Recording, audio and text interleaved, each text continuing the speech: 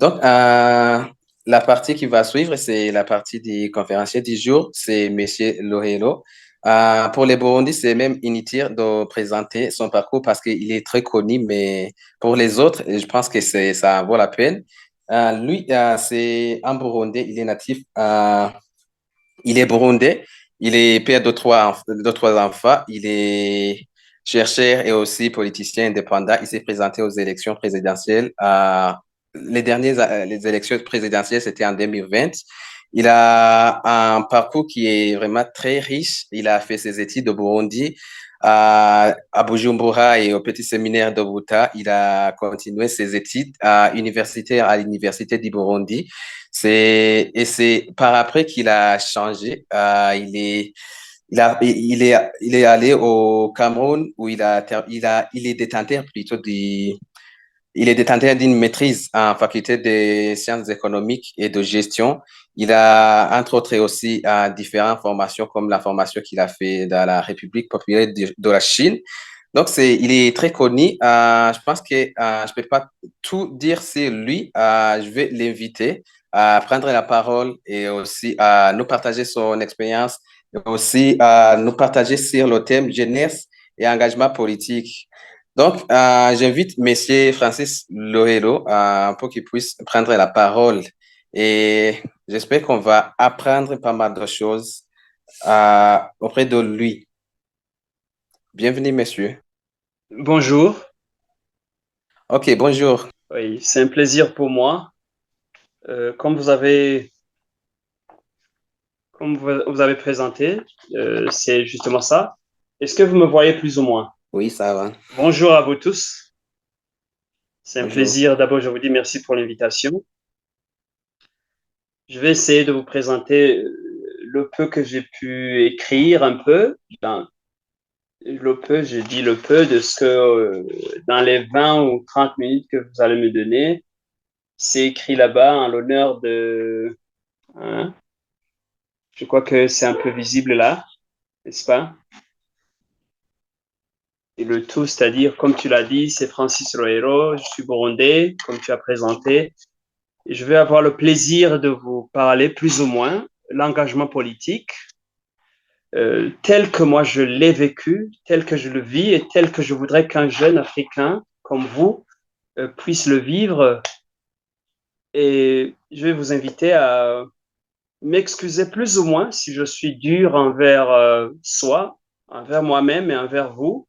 Différence entre un, si vous vous rappelez un peu, la plupart d'entre vous, il y a eu après la conférence de la Baule, il y a eu un virement pour qu'il y ait ce qu'on appelle la démocratisation en Afrique, le multipartisme. Et vous vous rappelez qu'il y a eu ce qu'on appelle dans toute l'Afrique des conférences nationales, il y a eu des partis politiques au moment où un peu avant, il y avait ce qu'on appelait des partis uniques. Je vais donc comparer cette jeunesse d'aujourd'hui et la jeunesse d'il y a environ 30 ans et la jeunesse d'il y a environ 60 ans. Quelle est aussi la différence entre la jeunesse des années 60, cette jeunesse qui a pu chercher l'indépendance, des gens qu'on connaît, les Kwame Nkrumah et les autres que vous connaissez donc dans l'Afrique.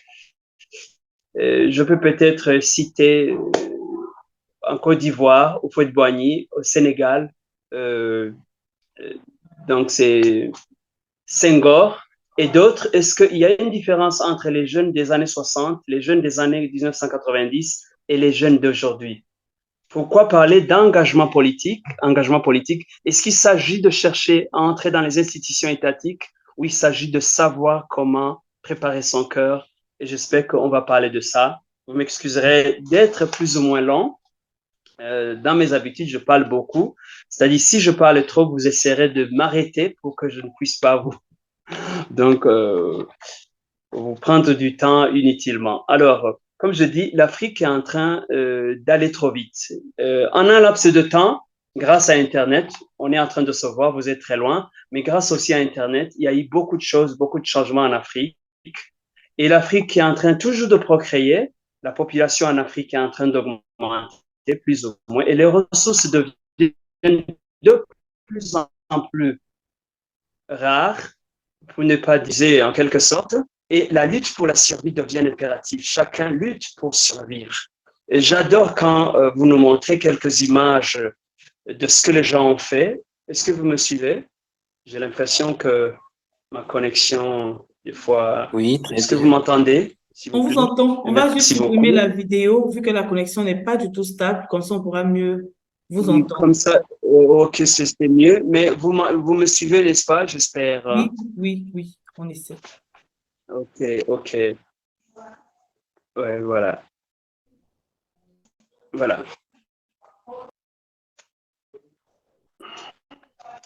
Donc, comme je disais donc, la lutte pour la survie devient un impératif et au nom de cette survie, tous les coups sont permis. C'est ce qu'on nous présente aujourd'hui. Je suis en train d'introduire par rapport à la question.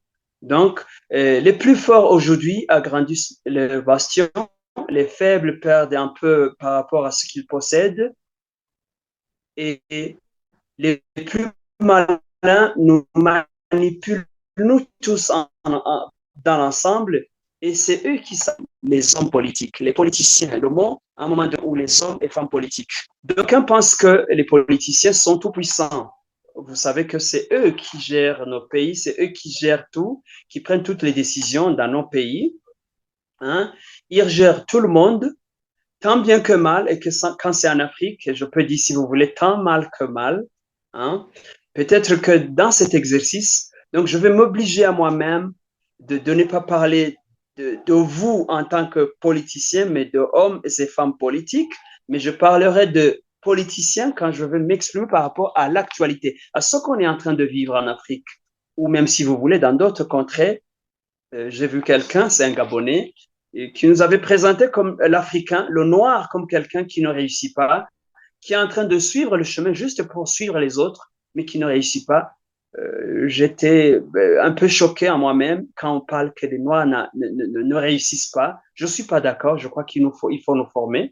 Donc, alors, du moment où un être humain est situé dans un environnement incertain, alors avoir du pouvoir, maîtriser ses sentiments, avoir le dessus sur les autres deviennent des ambitions au quotidien. C'est-à-dire que le rôle d'une société humaine en général, à la différence d'une société sauvage, est de satisfaire chaque membre de la société.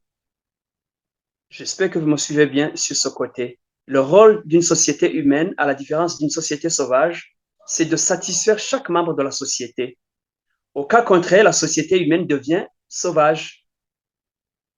Pour que cet état des faits n'arrive pas, la société doit avoir des leaders qui ont trois caractéristiques majeures, à savoir, s'il vous plaît, à savoir trois caractéristiques: un esprit de bien, deux, un comportement sans violence, et trois, une vision du futur de la société. C'est là où je dirais à un moment donné, il ne s'agit pas de vous engager en politique si vous n'avez pas ces trois choses. C'est à vous de voir ce que vous voulez. Si certains d'entre nous ici, des jeunes, ils cherchent juste à se faire une publicité, qui sont devenus députés dans leur pays, qu'ils ont une place dans le gouvernement quelque part, s'ils n'ont pas ces trois caractéristiques, ça ne vaut pas la peine. Vous finirez comme les autres. J'y reviendrai à un moment donné. Nous apprendrons par l'expérience que, vous le savez vous tous, les mots de main, il y a eu dans l'ancienne époque ou dans certains pays aujourd'hui, il y a des théocraties, vous le savez, des gouvernements basés sur un souverain qui se réclame d'un Dieu. Hein. Il y a eu des aristocraties, si vous voulez, où il y a des nobles au pouvoir, ou d'autres sortes de démocraties que vous savez. En Afrique, il y en a plusieurs, des constitutions, donc des démocraties basées sur un pouvoir présidentiel ou un pouvoir parlementaire, ou vice-versa, et ainsi de suite. Donc, peu importe le mode de gouvernement que vous avez chez vous, si le leader n'a pas ces trois caractéristiques, vous irez toujours dans la tyrannie, peu importe que le, le mode de gouvernance soit amélioré. Si l'individu qui vous gouverne a un comportement sans violence et s'il n'a pas une vision du futur, vous n'irez nulle part. Je me pose des questions à moi. Pourquoi s'engager en politique pour gérer la société si on n'a pas ces caractéristiques et surtout si nos motivations sont sectaires, je le dis bien sont sectaires, cupides ou même des fois vulgaires? Il nous a présenté, le représentant au Burundi, il nous a dit qu'au Burundi, il y a 3 ethnies, ce que je n'accepte pas. Peut-être que les autres me donneront raison. Au Burundi, tous les Burundais parlent une même langue. Ils ont les mêmes manières et les mêmes habitudes. Ils ont une même histoire, les mêmes ancêtres et tout. Et on parle malheureusement que nous sommes des ethnies. Donc, c'est faux. Avec la définition des ethnies, une ethnie doit se différencier des autres si il a sa langue à elle, si elle a ses manières à elle, toute une culture, presque même des habitudes qui sont différentes avec les autres. Donc, au Burundi, au Rwanda, on n'a pas des ethnies, on a peut-être quelques diversités familiales et autres, des tribus peut-être à un moment donné, mais pas des ethnies. Je continue. Pourquoi la politique en politique? Pour chercher un gagne-pain. C'est comme du travail comme tout autre. Hein? Hein? Partout, donc c'est nous tous qui prenons la politique comme un métier ordinaire, en lieu et place d'une compassion pour la société qui a besoin de gestionnaires capables. C'est-à-dire que si je reviens à Aristote, si je reviens à l'ancienne, dans la philosophie ancienne, la politique, c'était pour gérer la société. Ce n'est pas pour aller se faire du travail au gouvernement, mais c'est pour gérer la société. C'est pour faire le bien de tout le monde au niveau de la société qu'on arrive à chercher à entrer au gouvernement. Aujourd'hui, malheureusement, on y va pour chercher du travail. On y va pour démettre les autres. Et je ne sais pas encore ce qui se passe ailleurs. Et je continue. Pourquoi il n'y a pas de formation populaire sur cette réalité au point que tous les peuples, même les plus instruits, pensent que la politique est un lieu de démons où seuls les manipulateurs peuvent réussir et malmener le reste de la population. Je sais qu'il y a des personnes, des bonnes personnes qui ont de la bonne moralité, qui refusent d'aller en politique parce qu'ils se disent si je vais en politique, je vais devenir une autre personne. Je vais être un criminel, je vais voler, je vais être corrompu. C'est certains d'entre vous, ils croient comme ça, que quand vous allez en politique, vous êtes obligé de devenir satanique. À un moment donné, je me pose la question, pourquoi même les gens les plus instruits pensent comme ça? Vous verrez dans des milieux, certains des milieux, des Africains qui sont des docteurs, qui ont fait beaucoup d'études, mais qui pensent que s'il faut bien vivre, il faut aller loin de la politique. Oui, on verra peut-être ça un peu. Pourquoi la jeunesse aujourd'hui veut-elle s'engager en politique?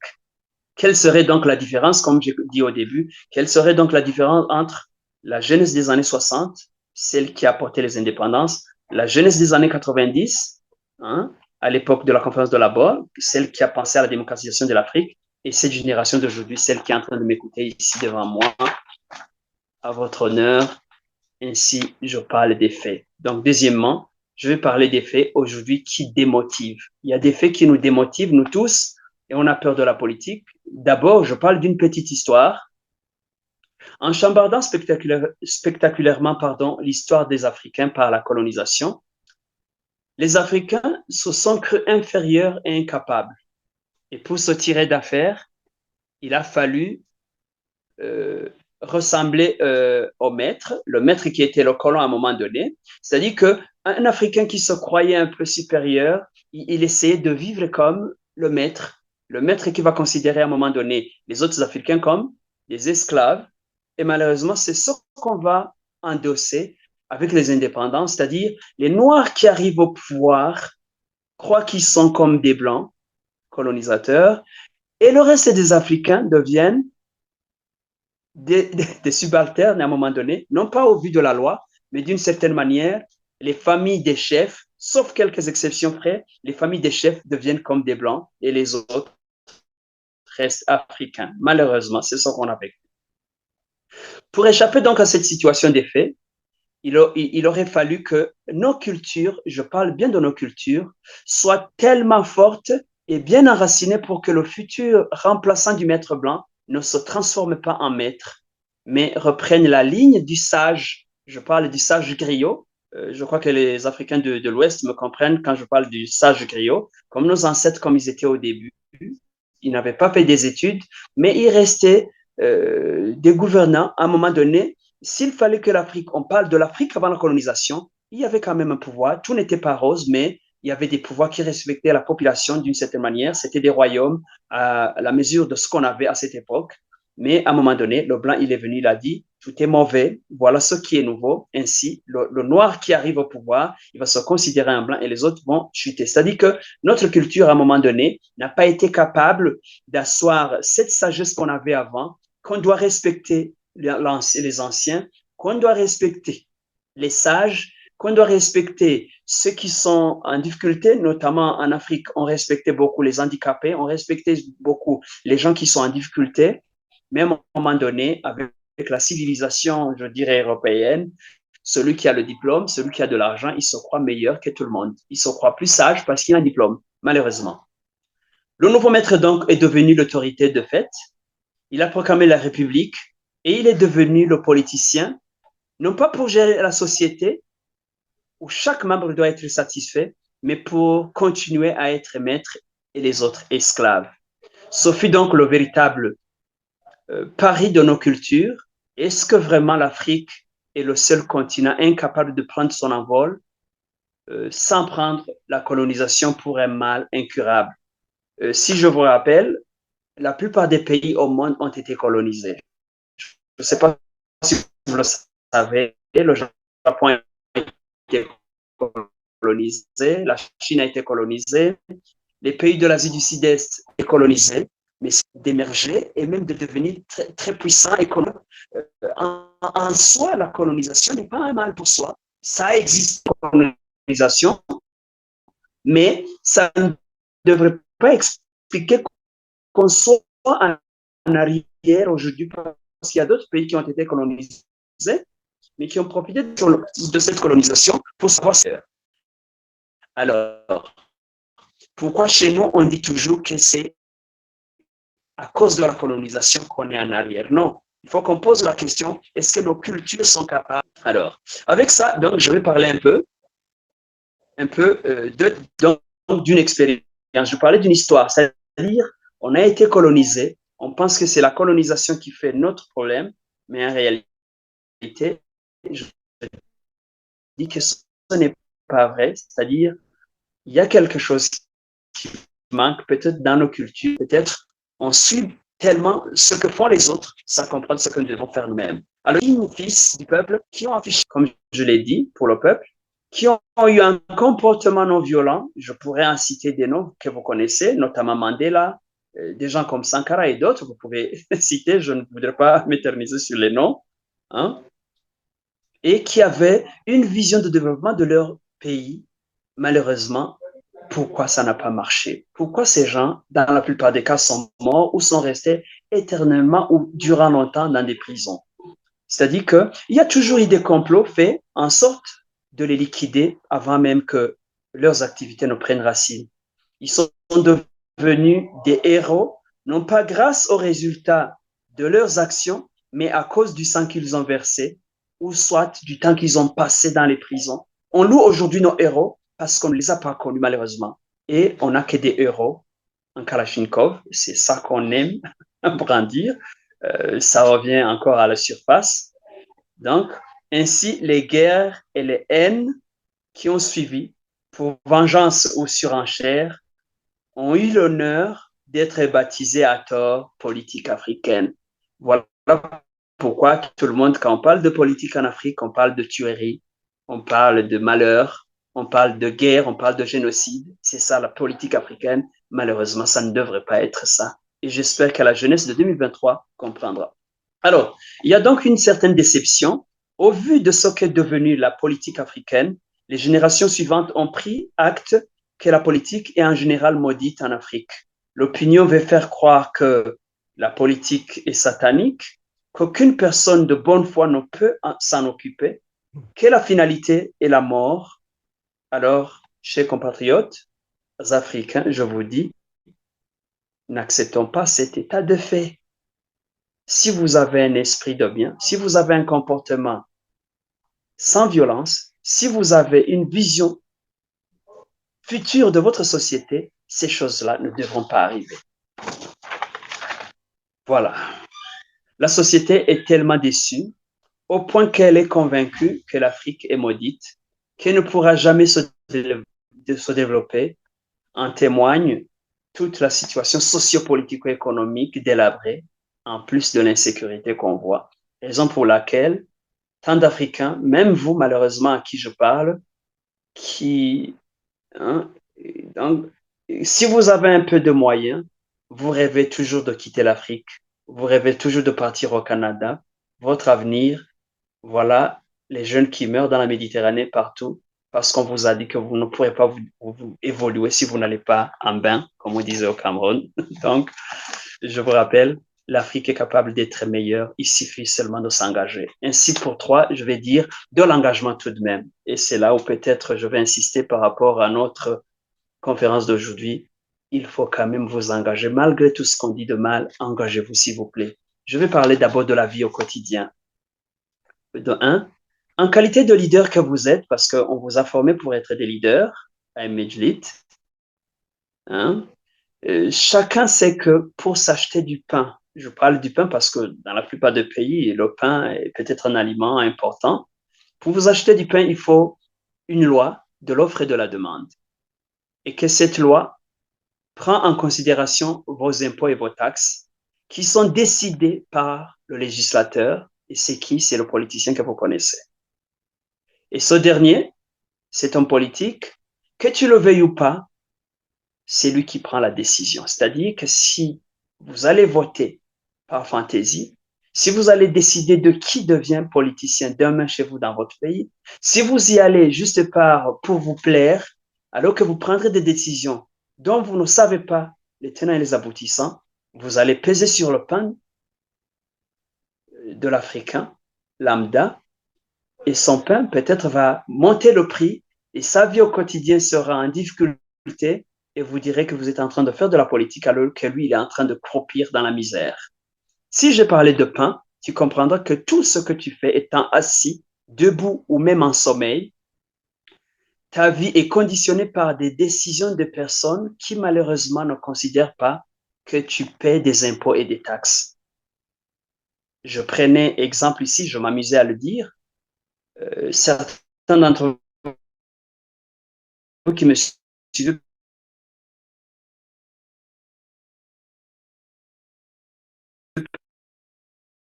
peut-être vous êtes en train de prendre un peu de jus, vous avez un peu de bière, ou participer d'une certaine manière à augmenter le budget de l'État où vous êtes. Tu vas prendre des décisions, n'importe lesquelles, dans votre pays, et sachez que vous lui donnez un peu de force sans le savoir. Donc, si vous faites votre élection une élection correcte ou pas correcte, celui qui va sortir de cette élection, il aura un peu de votre force pour agir malhonnêtement, malheureusement.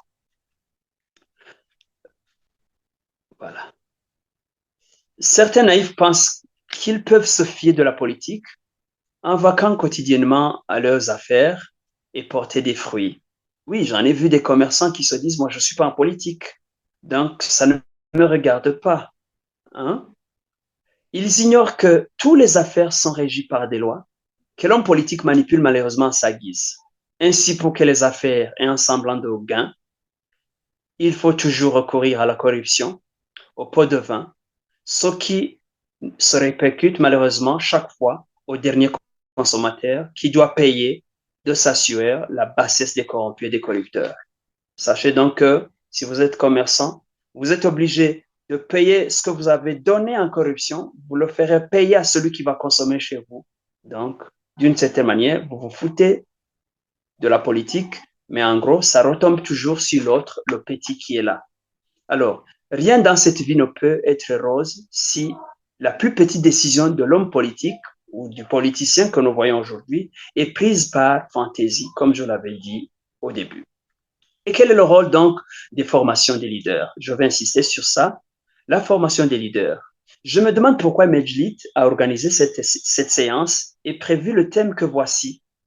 Si la formation des leaders est juste une récréation, de plus pour que certains amis se font des copains, au-delà des frontières et finalement remplir le répertoire de vos téléphones par des amis qui habitent au Burundi, au Rwanda, au Congo, en Côte d'Ivoire, au Tchad et partout ailleurs, hein, je dirais que vous avez gagné. Si c'est juste ça, le rôle de ces formations, si c'est pour vous faire des amis, Si c'est pour entendre Francis qui parle du Burundi et que demain vous entendiez quelqu'un qui parle d'Angola ou d'ailleurs, vous avez gagné si c'est vraiment ça le pari.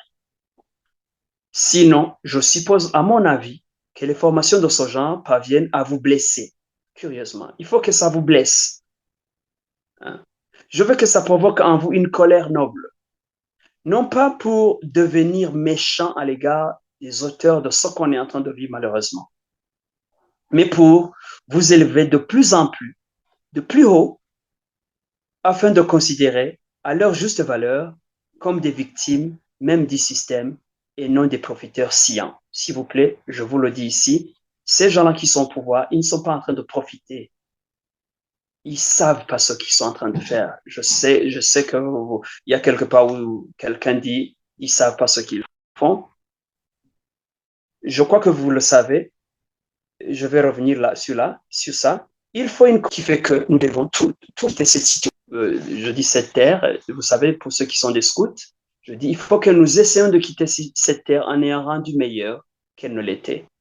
S'il vous plaît, j'attire votre attention sur ce fait et sachez-le, nous sommes venus sur terre pour que la terre soit meilleure, pour qu'on la rende meilleure. Parce que ceux qui viendront après nous, nos enfants, nos petits-enfants, ils doivent trouver une terre meilleure.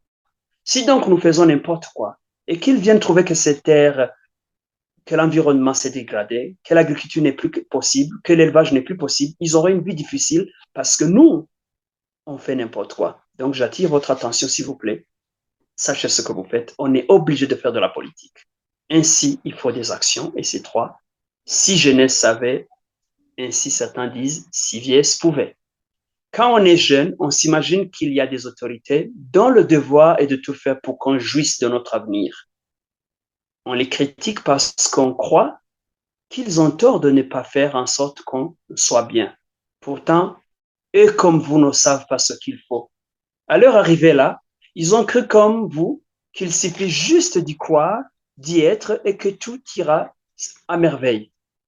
Hein? Ils sont au pouvoir et ils perçoivent juste leur dû. Certains trouvent que c'est ça. Je suis au pouvoir, j'ai un salaire. Voilà pourquoi vous verrez des gens qui pensent que s'ils sont au pouvoir, ils peuvent faire plus de 10 mandats, ils peuvent faire tout le temps qu'ils veulent, parce que ce qui leur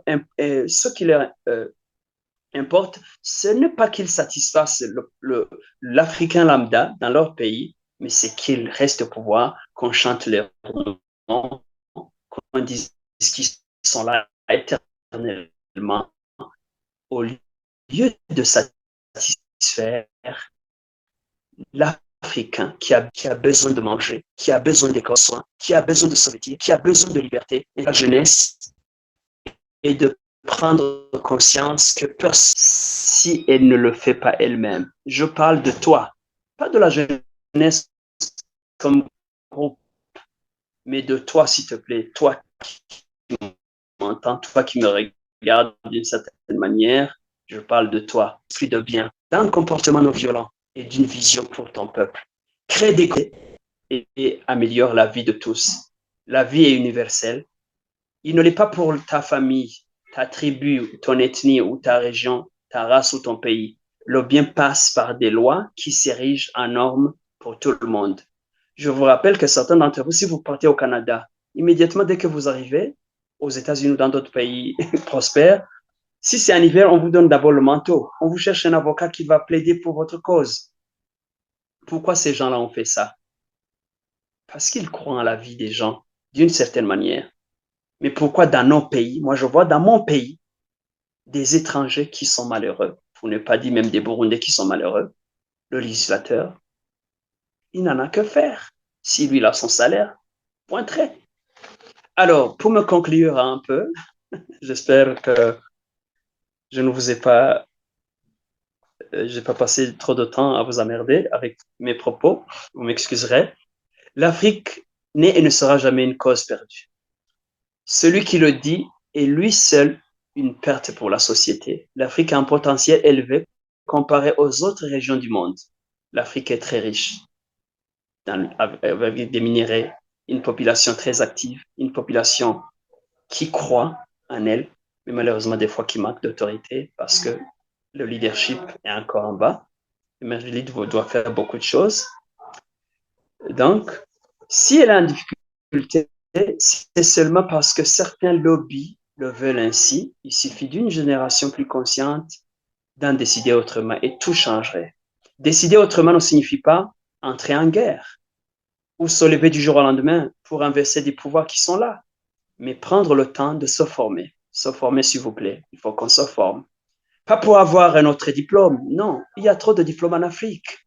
Il y a trop de diplômes. Mais pour produire une conscience dans beaucoup de personnes. Prendre le temps pour comprendre que cette conscience ne vient pas chanter d'autres noms de présidents fondateurs. Je n'espère pas, dans 10 ans, voir dans vous les jeunes d'autres présidents fondateurs qu'on va chanter dans les radios. Non. Prendre le temps qui va au-delà de notre existence. La vision du futur, ce n'est pas dans 10 ans, c'est dans 200 ans, dans 300, 400. Qu'est-ce que l'Afrique sera dans un demi-millénaire, dans 5 siècles?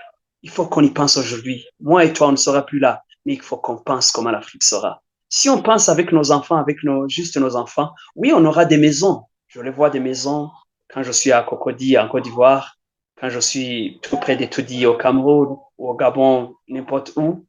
C'est pas ces maisons qu'on va présenter au monde dans 500 environ, mais un esprit de bien, un comportement non violent et une vision d'une Afrique meilleure. Prendre le temps pour remettre nos valeurs au-dessus de l'argent. Cherchez pas l'argent avant nos valeurs. Cherchons d'abord nos valeurs avant toute richesse périssable. Prenons notre temps pour nous former, s'il vous plaît. J'aurais tout dit, mais mon débat ne peut pas se terminer. Alors, comme il a dit, moi, ma propre expérience, j'essaie d'aller en politique. Pour terminer, j'essaie d'aller en politique. Oui, je m'organise, non pas pour que je sois élu, mais pour que j'ai beaucoup d'amis au Burundi et pour qu'on agrandisse le leadership en Afrique et qu'on comprenne que ceux qui sont au pouvoir, ceux qui croient devenir milliardaires parce qu'ils sont au pouvoir, curieusement, ils finissent comme tout le monde. Je crois qu'on a des exemples comme Mobutu, les Bokassa et les autres. Ils étaient des milliardaires. Aujourd'hui, ils sont où? Où sont leurs enfants?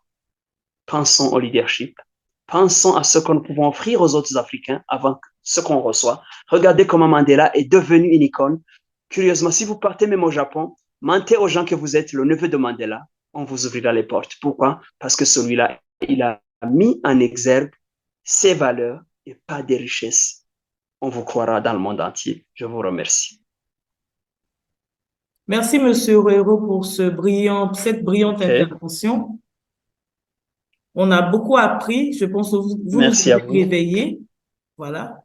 Donc, nous ne sommes pas là juste pour faire du réseautage. Nous sommes là parce que nous voulons faire partie des leaders dont l'Afrique a besoin, des leaders capables de développer nos nations, et cela passe par la case d'apprentissage. Et c'est pour ça que nous sommes là ce soir. Donc, je vous dis infiniment merci. Et je pense qu'on passera aux interventions des autres. Donc, s'il y a des questions, je pense qu'on peut utiliser le QR pour pouvoir, voilà, poser nos questions ou bien demander plus d'informations. Apparemment, il y a un souci avec... J'y vais alors. Nous avons une première intervention donc dans la partie QR. Merci, Monsieur Roero, pour cette brillante participation. Je suis Bakary Kouma. Personnellement, j'aime l'Afrique et particulièrement le Mali. Je voudrais faire partie de ceux qui impacteront positivement l'Afrique. Beaucoup de mes connaissances m'exhortent à faire la politique, mais vu les réalités des politiciens africains, je crains que mes valeurs, notamment le respect, le service, l'intégrité et l'excellence, sont incompatibles avec la vie politique. D'ailleurs, les politiciens qui m'inspirent, pour la plupart, notamment Modibo Keïta, Thomas Sankara, Patrice Lumumba, ont été trahis, emprisonnés et même assassinés de la pire des façons à cause de leur amour pour l'Afrique. Vu ces réalités, j'hésite à faire le pas dans la politique. Quelles raisons pouvez-vous me donner pour que je fasse le pas dans la politique? Monsieur Roero, vous avez la parole. Ok, merci. Je vais juste lui dire que si curieusement, je donnais l'exemple à certaines personnes, quand il y a un drogué qui arrive dans le quartier, je ne sais pas si c'est partout en Afrique, c'est pareil. Je ne sais pas si vous avez vu que les gens qui ont une mauvaise moralité, ils ont tendance à avoir des amis très rapidement.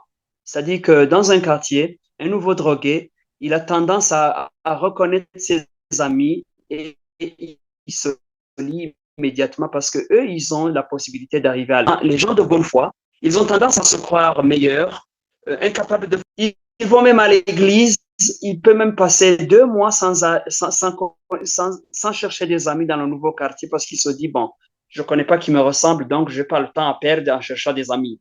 Alors, l'Afrique ne va pas changer si on est seul. Si vous êtes bon, cherchez d'autres personnes qui sont bons. Pourquoi les gens de bonne foi, ils ont un retard pour se faire des amis, pour changer les choses.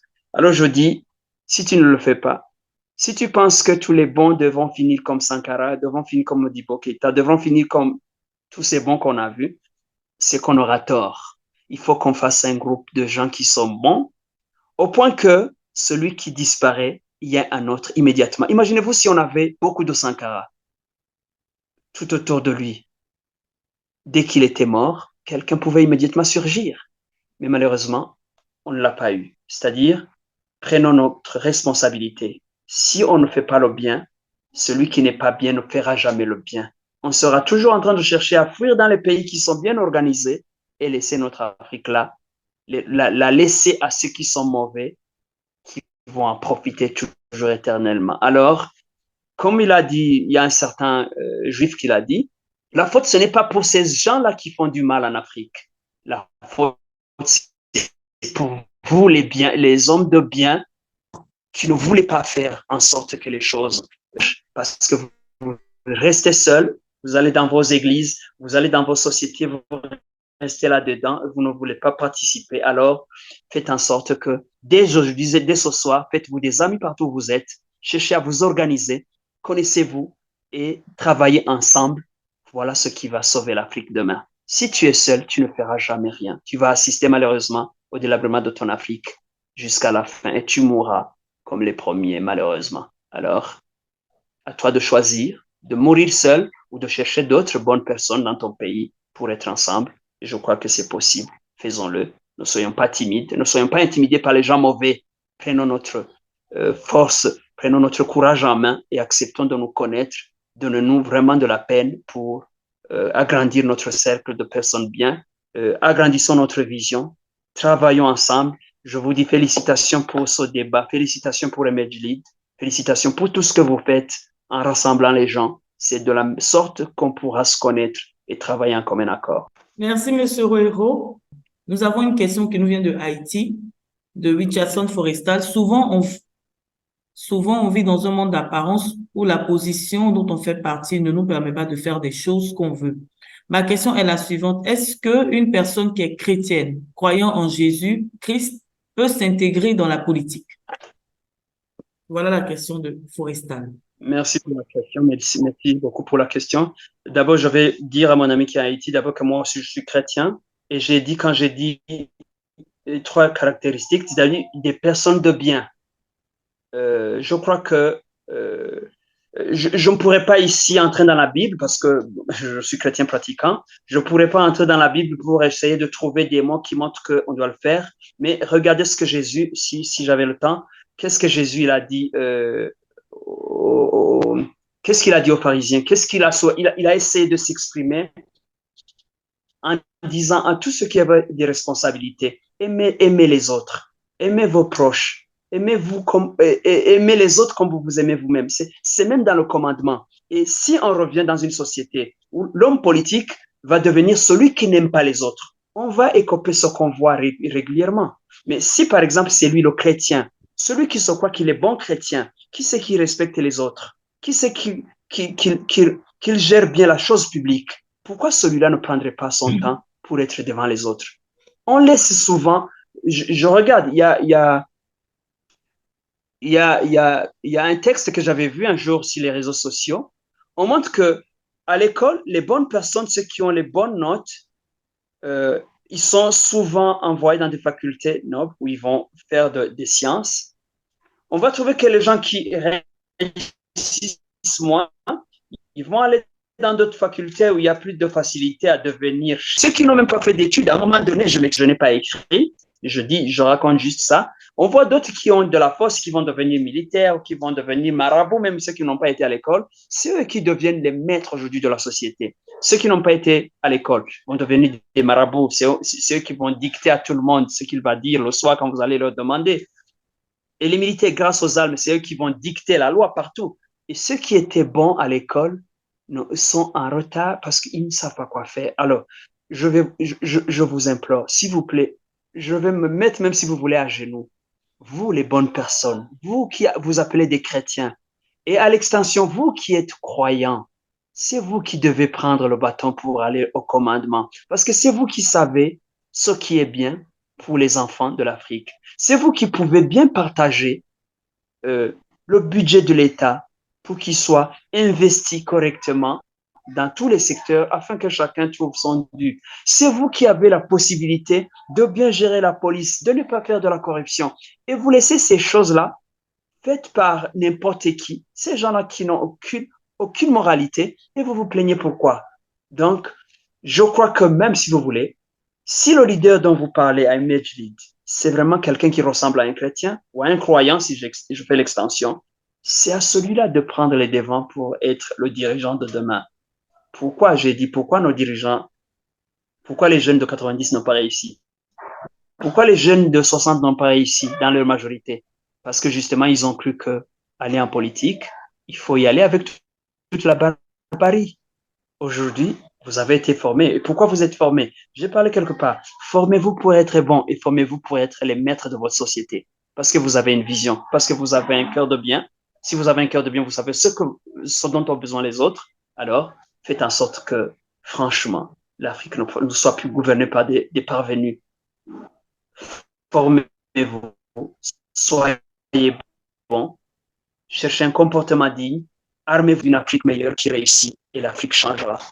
Si vous fuyez parce que vous êtes chrétien, et il y a un Dieu qui vous demandera quelque part, je vous ai donné des talents, qu'est-ce que vous en avez fait? Hein? Il vous a donné 5 talents, vous avez d'autres 5 talents dans le sol, parce que juste à un moment donné, il viendra pour vous qu'il est dur. Il vous enterrera vous aussi. Donc, vous avez tort si vous êtes chrétien et si vous ne voulez pas sauver l'Afrique. L'Afrique a besoin de vous. L'Afrique a besoin des administrateurs. L'Afrique a besoin des députés. L'Afrique a besoin des ministres. Il a besoin des présidents corrects qui respectent la loi et qui respectent Dieu. Pas dans des folklores pour des fêtes, mais qui respectent vraiment Dieu. Et celui qui respecte Dieu, il respecte son prochain, il croit en son prochain et il investit l'argent du pays pour le bien de tout le monde. Merci, Monsieur Roero. Merci pour ça. Oui. Merci beaucoup. Je vais avec la Vous m'excuserez, je suis souvent très long. Comment? Je suis très long, vous m'excuserez pour le temps que je vous prends. Non, ce soir, vous êtes notre star, donc nous sommes là pour vous écouter et c'est très inspirant. Merci. J'ai une deuxième question de Haïti. Je vais essayer de combiner les différentes questions qui tournent autour des mêmes choses. Haïti, c'est le leader Wendy qui dit: bonsoir monsieur, merci pour votre présentation. Sa question: en s'engageant en politique, comment les dirigeants africains doivent combattre le néocolonialisme dans la vie politique, tout en considérant la puissance de l'influence occidentale. Donc, autrement dit, comment tenir compte du facteur occidental quand nous voulons travailler à développer nos nations africaines? S'il vous plaît, il y a quelque chose qui est passé, donc je ne vous ai pas bien suivi, s'il vous plaît. Je m'excuse. D'accord. Donc, je reformulais, je disais que comment est-ce qu'il faut gérer le facteur occidental quand nous voulons développer nos nations africaines? Oui, merci. Donc, oui. Il y a peut-être une attitude qui est partie avec maintenant les réseaux sociaux, on ne fait pas des lectures. Je vois aussi, c'est l'attitude. Je suis à l'Université du Burundi, je regarde les étudiants aujourd'hui, la plupart des jeunes. Allô? Me suivez? Oui, on vous suit parfaitement. Oui.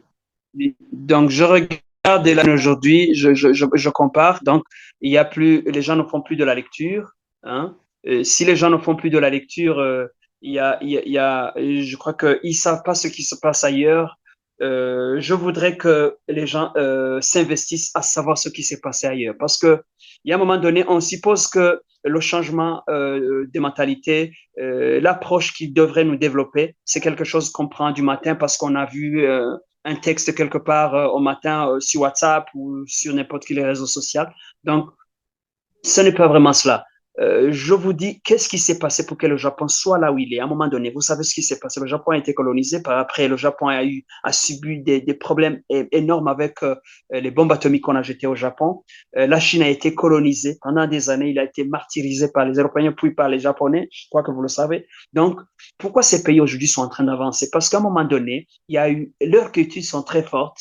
Ils ont des cultures qui, regardez ce qui se passe chez eux malgré la colonisation, ils parlent toujours leur langue dans tout ce qu'ils font. Quand vous allez chez eux, les religions importantes chez eux, c'est toujours les religions ancestrales. Donc, qu'est-ce qui se passe? C'est-à-dire qu'ils ont appris de l'Occident qu'il faut juste avoir de l'intelligence, il faut avoir de la technologie, et le reste, ils gardent ce qu'ils pensent de leur vie, de leur culture. Alors, j'ai envie qu'on développe chez nous la lecture d'abord, qu'on sache comment les autres ont fait. Il faut qu'on apprenne à faire la lecture, s'il vous plaît, que les jeunes qui m'entendent aujourd'hui se posent des questions, comment ces autres pays ont fait. Et la lecture, la formation, ce n'est pas quelque chose qu'on fait dans 2 ans. Si aujourd'hui on commence avec ces initiatives d'Emedjlit que vous faites maintenant, tout ce que vous êtes en train de faire aujourd'hui en formant les jeunes, ce n'est pas quelque chose qui va avoir le fruit dans 3 ans, dans 5 ans. Ça peut même prendre 50 ans. Et malheureusement, nous les Africains, dans la plupart des cas, nous sommes un peu lâches. Si on fait quelque chose, qu'on ne voit pas le résultat dans 2 ans, dans 3 ans, on a envie de croire que c'est trop long, qu'on ne le verra pas. Donc, ce qu'on ne verra pas, ça ne vaut pas la peine. S'il vous plaît, imaginez ce que les autres font, des formations qui durent des années et des années pour envoyer les enfants étudier. Ils revenaient chez eux, regardez, apprenez et venez chez vous. Grâce à mes d'autres plateformes, la formation comme quelque chose de très important, l'éducation. Parce qu'aujourd'hui, que les étudiants investissent dans d'autres activités, est-ce qu'ils savent d'où viennent ces technologies avancer de plus en plus? Ils ne savent pas parce qu'on n'investit pas dans la formation. Aujourd'hui, on investit peut-être dans les diplômes. Il y a même nos frères africains qui préfèrent voler des diplômes, qui préfèrent voler des examens et avoir un diplôme pour être appelé docteur, pour être appelé maître, pour être appelé licencié ou bachelier, malheureusement, sans avoir des connaissances. Et c'est grâce aux connaissances qu'on peut apprendre ce qu'ont fait les Européens. Ils ont une civilisation qui dure. Bon, quand je parle de civilisation, c'est pas mieux que chez nous. On était civilisés à notre manière. Il y avait une civilisation africaine, une civilisation orale qui nous organisait tel que nous étions à l'époque. Mais aujourd'hui, on est dans une histoire écrite. On doit écrire notre histoire et on ne peut pas l'écrire aujourd'hui sans technologie. Et j'insiste, Emedjlit, prenez votre temps pour former, non pas pour que je vois ceux qui sont aujourd'hui ici devant nous, que c'est eux qui vont récolter parce que les grands formateurs de leadership, c'est pas eux qui vont voir les fruits du leadership. C'est peut-être nos enfants ou nos petits-enfants parce qu'on sera conséquent avec la formation. Et s'il vous plaît, le développement n'est pas possible sans formation. On peut avoir de l'argent, on peut avoir de grandes entreprises, mais tout ira à la perte si l'entreprise a le nom de Kofi ou le nom de quelqu'un d'autre, mais l'entreprise va finir avec Monsieur Kofi, l'entreprise va finir avec Monsieur Aviarimana, l'entreprise va finir avec Monsieur n'importe qui, s'il n'y a pas de formation, s'il n'y a pas des gens qui vont prendre la relève le moment de venu. Donc, j'insiste, formons-nous, non pas pour avoir de l'argent, mais pour avoir des connaissances. Allons en Europe pour étudier, pour amener cette connaissance chez nous. Si on reste là-bas, il n'y aura plus rien. Et les Européens, les Occidentaux, ils ont même cette manie, ils nous appellent chez eux pour qu'on reste. Ils ne veulent pas qu'on rentre parce qu'ils savent bien, l'Afrique est un continent très riche. Et le continent riche qui est l'Afrique appartient à ceux qui vont rester dans l'avenir parce que d'ici 300 ans, s'il vous plaît, l'Afrique peut appartenir à d'autres personnes qui ne sont pas des Africains, je vous le jure. Il y a cette manie, on va facilement aller vers, tu vois, tous les Africains qui ont de l'argent, ils ont tendance à aller au Canada, ils se plaisent, ils vous disent qu'ils ne parlent pas leur langue maternelle, ils parlent l'anglais, ils parlent le français, et c'est ça qui prouve qu'on est civilisé parce qu'on vit comme occidental. Mais imaginez-vous ce qu'on va devenir dans 200 ans, c'est-à-dire toutes les têtes seront parties, il va rester en Afrique des gens incapables qui n'ont pas de l'argent, des gens disposés à disparaître d'ici 200 ou 300 ans.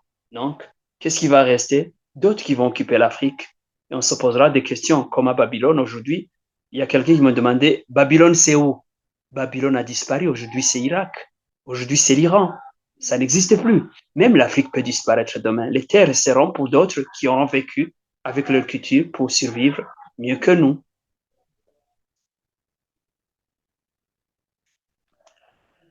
Voilà. Merci, Monsieur Ruero. Edes, je te repasse la main, c'est ça? Ok, merci. Merci à notre cher conférencier. Vraiment, il nous a partagé pas mal de choses. Je m'excuse premièrement pour ma connexion. J'étais un peu déconnecté. Mais pour la séance de questions-réponses, je pense qu'on peut s'en arrêter par là. Je vous rappelle aussi que vous pouvez trouver l'enregistrement de cette conférence sur YouTube. Et aussi, pour vos questions, vous pouvez continuer à faire des recherches sur cette thématique, jeunesse et engagement politique. Merci, monsieur. Ça a été un honneur d'être avec vous. Vraiment, vous nous avez partagé pas mal de choses. On a vraiment apprécié. Donc, je vais continuer. Je pense qu'on peut continuer avec la dernière partie. C'est la partie des remerciements. On va inviter Madame Moni Truffaut pour nous partager une présentation qu'elle Je a peux vous dire au réservée revoir. juste. OK, merci. D'accord. Oui. Vous Merci. disiez? Est-ce que, ouais, bon, si Oui. vous voulez, si vous allez terminer bientôt, peut-être je peux rester jusqu'à la fin. Je vois que le temps est déjà. Ah, OK. Vous pouvez rester, vous pouvez Ok, je rester. suis là. Je disais que Ok, vu ok, qu'on ok. est déjà, ça nous reste quelques minutes, Ok, ok, on vous est pouvez déjà rester à la fin. et, Ok, merci beaucoup. ok, D'accord. merci, merci beaucoup. Ça a été un honneur, ça a été un privilège d'être avec vous. Donc, j'invite Madame la fondatrice de Mergelit pour qu'elle nous partage la présentation qu'elle avait réservée. C'était la présentation qu'on était censé commencer avec, et aussi pour les remerciements. Merci à tous ceux qui sont restés jusqu'à maintenant. Veuillez accueillir Madame Truffaut dans la partie des commentaires. Bienvenue, Merci. Madame. Merci, Edes. Merci à Monsieur Roero. J'avoue que j'aurais préféré peut-être clore avec une question. On n'a pas, on sent que le sujet, on n'a pas eu le temps vraiment de le creuser à fond. On avait très faim, donc il y a beaucoup de questions. Je ne sais pas si après on aura l'occasion d'avoir des réponses, mais peut-être que j'ai donné l'occasion à Monsieur Roero de répondre à une dernière question, comme elle vient de quelqu'un qui est du Burundi et que le Burundi a l'honneur aujourd'hui. Donc c'est la dernière question qui a été posée par Irakosé. Selon vous, Monsieur Roero, qu'est-ce qui fait qu'on a trop de coups d'État en Afrique? Et pour la plupart du temps, ce sont les jeunes qui sont utilisés. Quel message pourriez-vous donner à ces jeunes, déjà politiciens, ou à ceux qui souhaiteraient emprunter ce chemin de politicien? Donc, quel parcours les jeunes doivent s'apprêter à faire en matière de politique et ne pas se laisser utiliser par les autres? Oui, donc je dirais pas d'abord qu'ils sont utilisés parce que c'est un mot que je n'accepte pas à mon humble avis. D'abord, il faut savoir que toutes les parties du monde sont passées par ces choses-là. Il y a eu des pouvoirs comme ça, rocambolesques en Europe, aux États-Unis, partout. Il y a eu toujours des problèmes. L'Afrique est en train de marcher. Par contre, ce qui m'intrigue, moi, c'est que le jeune qui arrive, curieusement, risque de ne pas être bien formé, risque de ne pas avoir les trois critères dont j'ai parlé au début. Donc, pour moi, ça ne me ferait pas du mal s'il y a des changements. Ce qui me fait mal, c'est quand celui qui arrive n'est pas formé pour nous faire avancer. Parce que, comme je le dis, il y aura toujours des changements. L'Afrique n'est pas seule. Il y a eu des changements, si vous regardez dans toutes les parties du monde, il y a toujours eu des changements. Qu'est-ce qui amène la stabilité politique? C'est quand, par moment, celui qui arrive accidentellement, s'il fait un coup d'État aujourd'hui, s'il arrive et qu'il a un esprit de bien, s'il a un comportement sans violence et s'il a une bonne vision, le reste il y aura donc une stabilité. Il n'y aura plus un coup d'État suivant. C'est-à-dire que, mais si celui qui arrive n'est pas bon, s'il fait n'importe quoi, s'il vient juste là pour se venger des premiers, s'il vient là pour s'enrichir, alors il légitime le coup d'État suivant. C'est normal. C'est-à-dire que je ne pourrais pas dire aux gens de ne pas faire de coup d'État. Parce que pourquoi il y a des coups d'État en Afrique? C'est parce que les pouvoirs en abusent trop. D'une certaine manière, si vous êtes au pouvoir et que vous êtes injuste, vous emprisonnez des gens injustement, vous organisez des élections moins équitables, de moins en moins équitables. Vous avez des armées qui martyrisent les gens. Attendez-vous un jour que les choses vont changer sans que vous ne l'imaginiez. Donc, pour moi, je veux quoi? Que le jeune qui m'écoute, que celui qui va en politique, s'il vous plaît, armez-vous de ces trois choses. Créez en vous un esprit de bien. Faites la lecture. Posez-vous la question, pourquoi Mandela est comme ça? Pourquoi ces grands hommes qu'on connaît sont comme ça? Pourquoi à un moment donné, George Washington a refusé un troisième mandat alors que c'était en 1780 et quelques? Pourquoi il a refusé à cette époque de prendre un troisième mandat? Mais aujourd'hui, au XXIe siècle, il y a des présidents qui veulent rester là-bas éternellement. C'est qu'à un moment donné, si on est au pouvoir longtemps, on ne peut pas satisfaire la population. Il faut qu'on apprenne à partir. Et je veux que les jeunes d'aujourd'hui se mettent dans leur tête ces choses-là, parce que demain, ils seront au pouvoir, qu'ils le veuillent ou pas. Certains d'entre vous seront au pouvoir. Et si vous ne cherchez pas à vous former, malheureusement, vous ferez comme les autres. Alors, formez-vous, cherchez cet esprit de bien, formez-vous à être des personnes sans violence, cherchez, étudiez, formez-vous à savoir quelle est la vision utile pour votre pays, pour vos populations. Grâce à ça, on aura des pays stables. Il n'y aura plus de problèmes, il n'y aura plus de coups d'État. Pourquoi il n'y a plus de coups d'État aujourd'hui en Europe? Parce que tout le monde a la parole. Regardez chez vous à côté en France, vous qui êtes francophone, il y a des pouvoirs, mais on ne refuse jamais la parole à Marine Le Pen. Hein? Elle parle comme elle en a envie à la radio, à la télévision, on lui donne de l'espace. Mais pourquoi chez vous, on ne donne pas de l'espace aux opposants? Pourquoi on ne laisse pas les élections libres? Si vous ne le faites pas, il y aura toujours des coups d'État, il y aura toujours des difficultés. Alors, je vous implore, formez-vous à être meilleur. Après vous, il n'y aura pas de putsch. Merci, Monsieur Roero. Merci infiniment. Je pense que c'est aussi le mot de fin. Donc, on a été très heureux de vous recevoir. On est très motivés et nous retenons que le maître mot, c'est la formation. Il faut vraiment se préparer et être Merci prêt beaucoup. quand son temps arrive. Merci, nous avons retenu la leçon et nous allons donc creuser le sujet sous cet Merci angle-là beaucoup. au niveau des mergés. Merci encore et merci. Je crois que tout le monde en remercie, Monsieur Roero. Merci, merci. Oui, je terminerai juste sur ça. La politique, c'est pas des couleurs, c'est pas des symboles, c'est juste un cœur. Et je crois que vous l'avez déjà, Medjid. Et moi, je suis avec vous et je crois que cette formation va continuer éternellement pour qu'on laisse à nos Africains demain, la meilleure de ce qu'on aura appris, de ce qu'on peut leur donner comme cœur de bien. Merci. Merci beaucoup. Merci. Edès, tu as la parole.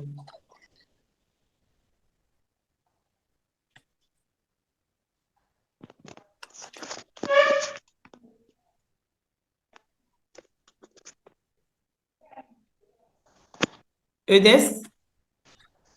Ben là, nous disons merci, hein, voilà, merci à Monsieur Roero, merci pour cet empowerment. Nous avons été boostés et donc, je pense que chacun va aller dormir avec tous ces mots, toutes ces expressions-là.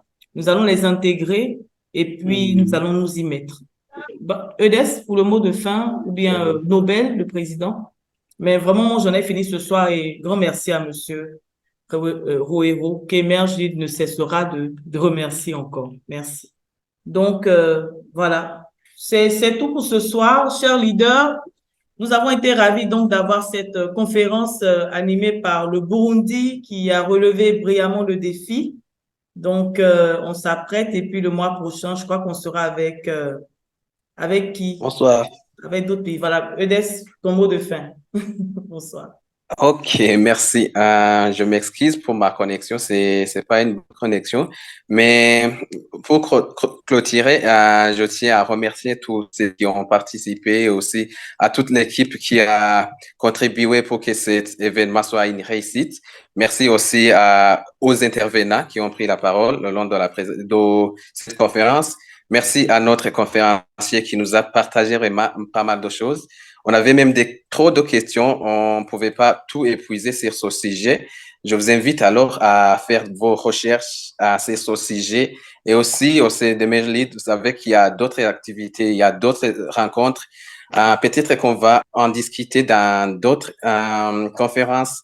Merci à tout le monde. N'oublie pas aussi d'accéder aux enregistrements de cette conférence parce qu'ils seront disponibles sur notre chaîne YouTube de Emerge Lead et aussi nous remercions à tous les participants. Merci beaucoup, merci Difondi Care. Côté Burundi, vraiment, on est très content d'avoir mené cette activité et de le faire une réussite. Donc, j'encourage d'autres pays qui n'ont pas encore fait cette conférence de Empowermind de planifier. C'est vraiment c'est une très bonne chose. Ça nous aide, ça aide nos chers leaders qu'on est avec dans notre OCEDO Image Lead. Merci à tout le monde. Merci à vous, à la fondatrice. Merci beaucoup. Bonne nuit. Passez un bon moment. Une bonne soirée. Merci. Merci. We are the best. Good night. Au revoir à vous.